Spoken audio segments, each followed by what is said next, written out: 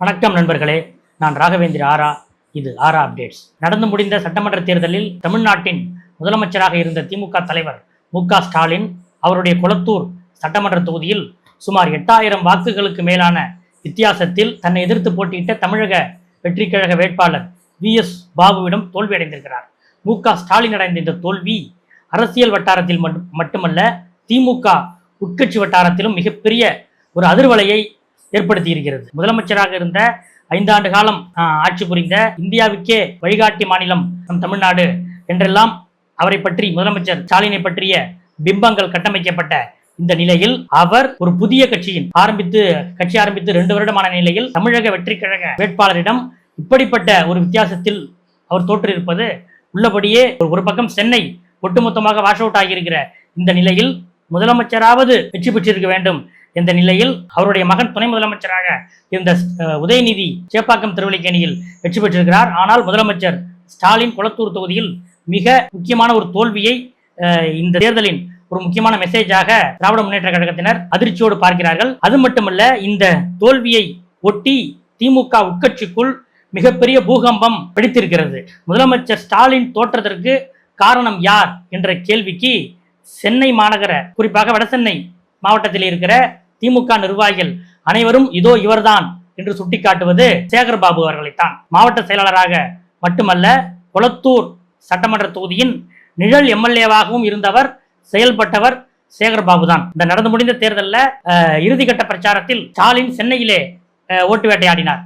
அப்போது wall tax road பகுதியிலே சேகர் பாபுவுக்காக பிரச்சாரம் பண்ணும்போது இவர் இந்த தொகுதிக்கு மட்டுமல்ல, என்னுடைய கொளத்தூர் தொகுதிக்கும் சேகர் பாபு தான் எம்எல்ஏ என்று அவரை பற்றி ரொம்ப உயர்வாக, ரொம்ப பெருமையாக தேர்தல் பிரச்சாரத்தில் பேசியிருந்தார் முதலமைச்சர் ஸ்டாலின். ஆனால் முதலமைச்சருடைய கொளத்தூர் தொகுதியில் எவ்விதமான ஒரு முதலமைச்சர் தொகுதி என்ற அளவுக்கு என்ன வேலை சேகர் பாபு செய்திருக்கிறார் என்பது இதிலிருந்து வெளிப்பட்டு விட்டது என்று வடசென்னையில் இருக்கக்கூடிய சேகர் பாபுவால் பாதிக்கப்பட்ட திராவிட முன்னேற்ற கழக நிர்வாகிகள் இப்போது வெளிப்படையாக தங்கள் கருத்துக்களை எடுத்து வைக்க ஆரம்பித்து விட்டனர். குறிப்பாக எழும்பூர் சட்டமன்ற தொகுதிக்கு போட்டியிடுவதற்கு முயற்சி செய்த திமுகவின் மிக மூத்த ஆரம்பகால நிர்வாகி பரிதி இளம்வழுதி அவர்களுடைய மகன் பரிதி இளம் துருதி அவர் இப்போ மாநகராட்சி உறுப்பினராக இருக்கிறார். அயலக அணியிலே மாநில நிர்வாகியாக இருக்கிறார். அவர் எழும்பூர் தொகுதிக்கு முயற்சி செய்தார். சேகர் பாபு அவரை அந்த தொகுதிக்கு வேட்பாளராக வர விடாமல் அந்த தொகுதியை தன்னுடைய ஆதரவாளரான தமிழன் பிரசன்னா அவருக்கு வாங்கி கொடுத்தார். 1991 ராஜீவ்காந்தி படுகொலை சம்பவம் அப்போது ஒட்டுமொத்தமாக அடிக்கப்பட்ட அலையில் கூட எழும்பூர் தொகுதியில் திமுக வெற்றி பெற்றது. ஆனால் இந்த விஜயோடைய அலையிலே இப்போது எழும்பூர் தொகுதியில் திமுக தோற்றுவிட்டது. ஒரு பக்கம் முதலமைச்சர் ஸ்டாலினே தோற்றுவிட்டார், இன்னொரு பக்கம் வடசென்னையில் இருக்கக்கூடிய முக்கியமான சட்டமன்ற தொகுதியெல்லாம் தோல்வியை தழுவின. இதற்கு காரணம் சேகர் பாபு தான் என்பதுதான் திமுக நிர்வாகிகள் சேகர் பாபு மீது வைக்கும் குற்றச்சாட்டு. பரிதி இளம் துருதி வெளிப்படையாகவே அவருடைய பேஸ்புக் பதிவிலே இந்த தோல்விக்கு காரணம் சேகர் பாபு தான் என்று வெளிப்படையாகவே எழுதிவிட்டார். இது மட்டுமல்ல, இன்னும் பல நிர்வாகிகளும் சேகர் பாபு தன்னுடைய மாவட்ட செயலாளர் அந்த கட்சி பொறுப்பையும், இப்போது வெற்றி பெற்றிருக்கிற துறைமுகம் சட்டமன்ற தொகுதி எம்எல்ஏ பொறுப்பையும் ராஜினாமா செய்ய வேண்டும், அந்த துறைமுகம் சட்டமன்ற தொகுதியில் மீண்டும் ஸ்டாலின் போட்டியிட்டு ஸ்டாலின் வெற்றி பெற்று சட்டமன்றத்துக்கு செல்ல வேண்டும் என்று சேகர் பாபுவின் எதிர்ப்பாளர்கள் என்ற அடிப்படையில் இந்த கோரிக்கையை முன்னெடுக்க ஆரம்பித்திருக்கிறாங்க. ஆனால் இதை முன்னாள் முதலமைச்சர் ஸ்டாலின் ஏற்றுக்கொள்வாரா என்பது ஒரு பக்கம். ஏனென்றால் மக்கள் நமக்கு தீர்ப்பளித்து ஒரு தண்டனை அளித்து விட்டார்கள். மீண்டும் இன்னொரு தொகுதியில் சேகர் பாபுவை ராஜினாமா செய்ய சொல்லி துறைமுகம் தொகுதியிலே போட்டியிட்டால் அது எப்படி இருக்கும், அது சரியாக இருக்குமா, தன்னுடைய இமேஜுக்கு அது சரி வருமா என்று முதலமைச்சர் ஸ்டாலின் இந்த முடிவை ஏற்றுக்கொள்வாரா என்று ஒரு பக்க ஆலோசனையும் அறிவாலய வட்டாரத்தில் நடந்து கொண்டிருக்கிறது. ஆனால் சேகர் பாபுவின் எதிர்ப்பாளர்கள் இதுதான் சமயம், அவருடைய மாவட்டம் மட்டுமல்ல, சென்னை மாநகரம் அதற்கு அண்டை மாவட்டங்கள் வரைக்கும் சேகர் பாபு தன்னுடைய செல்வாக்கை செலுத்தி வந்தார்.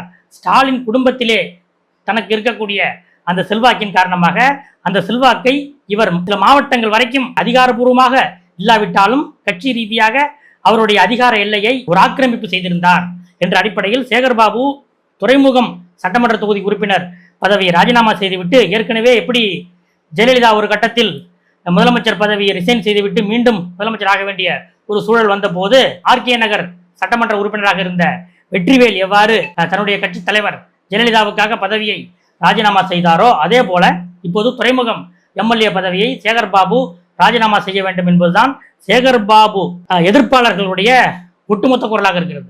இதுல இன்னொரு கணக்கு என்ன சொல்றாங்கன்னா, இப்போதைக்கு திமுக வெற்றி பெற்ற இந்த நிலையில், எதிர்கட்சியாக வெற்றி பெற்ற இந்த நிலையில் சட்டமன்ற திமுக தலைவராக சேப்பாக்கம் எம்எல்ஏவாக இருக்கக்கூடிய உதயநிதி ஸ்டாலின் சட்டமன்ற திமுக தலைவராக ஆக்கப்படலாம் என்ற ஒரு எதிர்பார்ப்பு இருக்கிறது. ஆனால் திமுகவின் மூத்த நிர்வாகிகள் என்னங்க ஆட்சியில் இருந்தாலும் வாரிசு, ஆட்சியில் இல்லைனாலும் வாரிசா என்ற ஒரு கேள்வி எழுந்துவிடும். அதனால் சேகர்பாபு ராஜினாமா செய்துவிட்டு ஸ்டாலின் அந்த இடத்தில் போட்டியிட்டு வெற்றி பெற்று அவர் சட்டமன்ற கட்சி தலைவராக வர வேண்டும். ஆனால் அதற்கெல்லாம் சில கால அவகாசங்கள் இருக்கும். உடனடியாக ராஜினாமா, உடனடியாக எலெக்ஷன் அப்படிலாம் நடக்க வாய்ப்பில்லை. அதனால இந்த முறை உதயநிதியை சட்டமன்ற எதிர்க்கட்சி தலைவர் என்ற அந்த பதவிக்கு உதயநிதியை அமர்த்தாமல் திமுகவின் மூத்த தலைவர்கள் யாரையாவது அமர்த்த வேண்டும், அல்லது இளைஞர்கள் வெற்றி பெற்ற இந்த 59 பேர்ல வேற யாராவது இளைஞர்களை அமர்த்தலாம். அப்படி இல்லை என்றால் திமுக வென்றாலும் வாரிசு அரசியல், தோற்றாலும் வாரிசு அரசியல் என்ற கொள்கையில் தான் திமுக இருக்கிறது என்ற விமர்சனத்துக்கு ஆளாக நேரிடும் என்ற ஒரு குரலும் திராவிட முன்னேற்ற கழகத்திடம் கேட்கிறது. இந்த சென்னை உள்ளிட்ட மாநிலம் முழுவதும் ஏற்பட்டிருக்கிற இந்த தோல்விக்கு உட்கட்சி ரீதியாக அடுத்து என்ன நடக்கப் போகிறது என்ற எதிர்பார்ப்பு திமுக வட்டாரத்தில் அதிகரித்துள்ளது. அடுத்தடுத்த அப்டேட்டுகளோடு உங்களை அடுத்த வீடியோவில் சந்திக்கிறேன். நன்றி.